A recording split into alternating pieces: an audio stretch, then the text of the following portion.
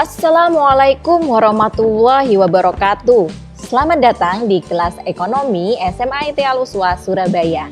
Ekonomi mudah dan berdaya guna.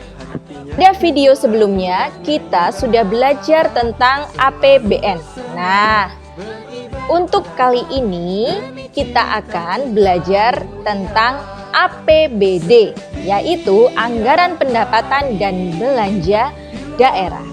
Untuk menambah wawasan kalian, sebelum kita mendalami konsep dari APBD, mari kita simak penjelasan berikut ini.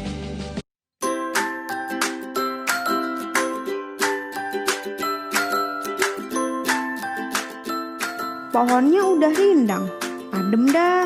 Cuma kurangnya sarana bermain anak-anak. Gimana ya caranya agar ada sarana bermain bocah? Wah, ide oce itu, Pok. Usulin aja ke Pemda, biar dibangun pakai uang APBD. APBD apaan tuh, Bang? Tukang kredit? Bukan, Pok. APBD itu Rencana Keuangan Tahunan Pemerintah Daerah yang berisi pendapatan dan belanja Kota Bekasi. APBD dibahas dan disetujui bersama oleh pemerintah daerah dan DPRD. Keputusannya menjadi peraturan daerah. APBD menjadi wadah untuk menampung berbagai kepentingan masyarakat dan pemerintah daerah yang diwujudkan melalui berbagai kegiatan dan program yang manfaatnya benar-benar akan dirasakan oleh masyarakat. Contohnya kayak taman kita ini.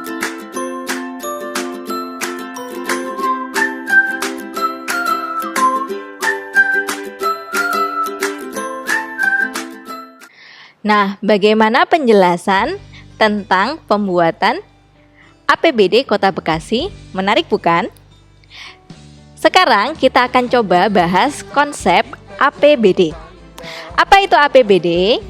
APBD atau Anggaran Pendapatan dan Belanja Daerah adalah rencana keuangan tahunan pemerintah daerah, baik itu provinsi maupun kabupaten atau kota, yang dibahas dan disetujui bersama oleh pemerintah daerah dan DPRD, serta ditetapkan dengan peraturan daerah. Tujuan dalam penyusunan APBD ini sebagai pedoman pendapatan dan belanja daerah dalam melaksanakan tugas kenegaraan demi meningkatkan produksi, kesempatan kerja dalam rangka meningkatkan pertumbuhan ekonomi, kemakmuran masyarakat, serta untuk menghindari pemborosan dan penyelewengan. Nah, APBD juga memiliki fungsi seperti halnya APBN. Ada beberapa yang sama. Nah, coba diperhatikan ya. Yang pertama adalah fungsi otorisasi, di mana APBD ini menjadi dasar acuan pelaksanaan pendapatan dan pengeluaran daerah. Oke, nah daerah itu tadi yang sebelumnya sudah saya sebutkan ada daerah tingkat 1 yaitu provinsi dan daerah tingkat 2 yaitu kabupaten atau kota.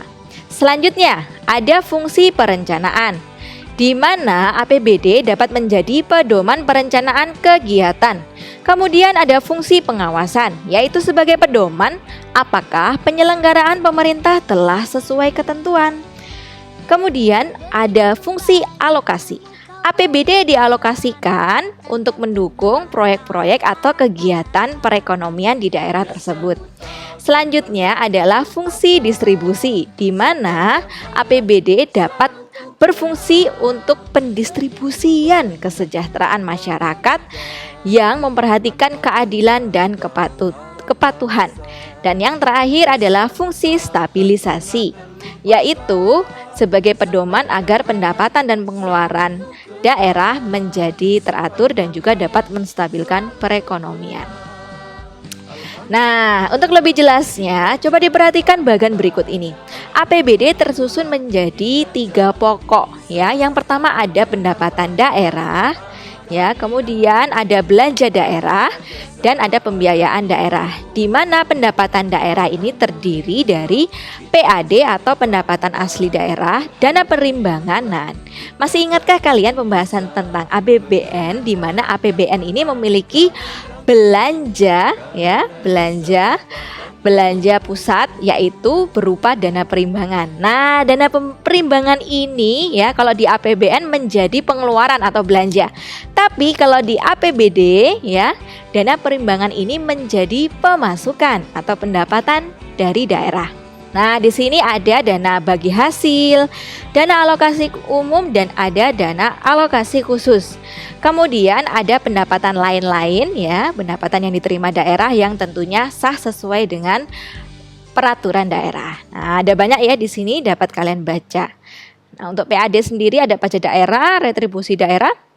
Contohnya adalah retribusi parkir ya, kalau kalian keluar kemudian bawa sepeda motor atau mobil, kemudian kalian diminta uang parkir, nah ya, kemudian kalian dapat karcis parkir, nah itu artinya kalian telah membayar retribusi daerah dan lain sebagainya. Selanjutnya adalah belanja daerah, di mana belanja daerah terbagi menjadi belanja tidak langsung dan belanja langsung. Dapat kalian lihat ya, belanja tidak langsung seperti belanja pegawai, bunga, subsidi, hibah, bantuan sosial, dan seterusnya. Untuk belanja langsung di sini ada belanja pegawai ya, di mana di sini seperti menggaji PNS, kemudian ada belanja barang dan jasa, dan juga belanja modal. Belanja modal itu apa sih? Contohnya untuk membeli ya gedung ya, atau mungkin mobil dinas ya, dan lain sebagainya. Selanjutnya ada pembiayaan daerah. Nah, untuk pembiayaan ini ada yang masuk, ada yang keluar ya, ada yang diterima, ada yang dikeluarkan. Nah, ini contohnya untuk yang diterima. Nah, ini ada yang nomor pertama, ini ada namanya silpa atau sisa lebih perhitungan anggaran tahun sebelumnya. Nah, contohnya kalau sekarang misal ya kita membuat APBD tahun 2021, maka silpa yang digunakan adalah APBD 2020. Ternyata masih ada sisa. Nah, itu yang bisa dipergunakan di tahun 2021. Kemudian ada pencairan dana cadangan, hasil penjualan kekayaan daerah yang dipisahkan, penerimaan pinjaman daerah, penerimaan kembali, pemberian pinjaman, dan penerimaan piutang daerah.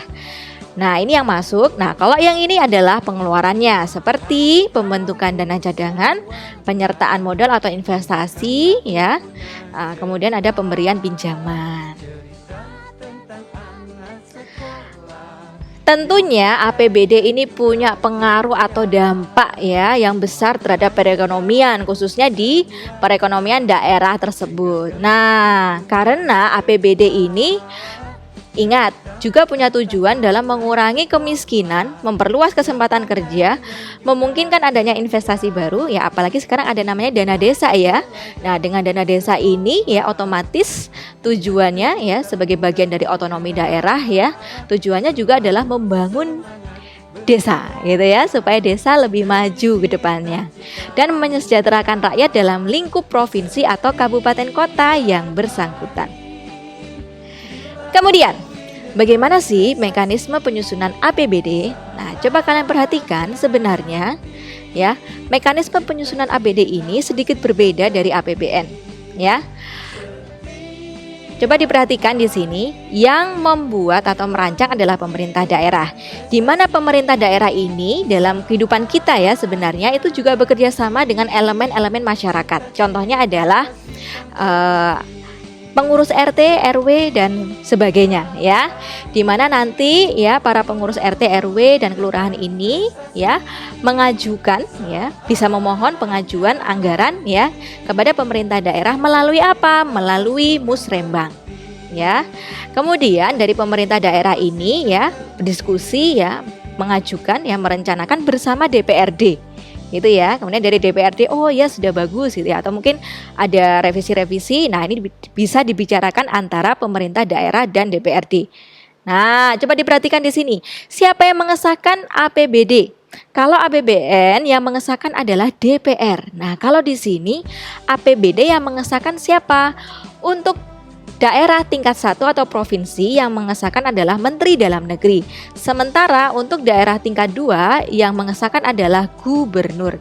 Jika APBD ini ditolak, maka menggunakan APBD tahun lalu. Dan jika APBD ini diterima, maka akan menggunakan APBD yang dibuat pada tahun tersebut. Nah, sekarang kita akan coba mencermati perbedaan antara pajak daerah dan pajak pusat. Nah, di sini coba kalian bisa melihat ya di dalam gambar atau infografis berikut ini. Untuk jenis pajak daerah itu ada perbedaan, yaitu pajak yang dipungut oleh pemerintah provinsi dan pajak yang dipungut oleh pemerintah kota atau kabupaten. Contohnya untuk pajak yang dipungut pemerintah provinsi ada pajak kendaraan bermotor ya. Jadi motor kalian ya, sudah motor atau mobil kalian itu kalau setiap tahunnya membayar pajak, maka uang pajak kalian akan masuk menjadi pajak daerah provinsi. Kemudian ada biaya balik nama ya dan lain sebagainya. Silakan dilihat. Kemudian ada pajak yang dipungut oleh pemerintah kota atau kabupaten ya. Contohnya ada pajak hotel, kemudian pajak restoran ya. Kalau kalian makan-makan ya, misalnya kalian sama keluarga ya jalan-jalan makan di restoran, pernahkah kalian melihat ada figura ya, biasanya di figura kemudian ada tulisan terima kasih Anda telah membayar pajak ya restoran 10%. Nah, disitulah kalian membayar pajak untuk daerah tingkat 2 atau kabupaten kota dan pajak-pajak yang lainnya.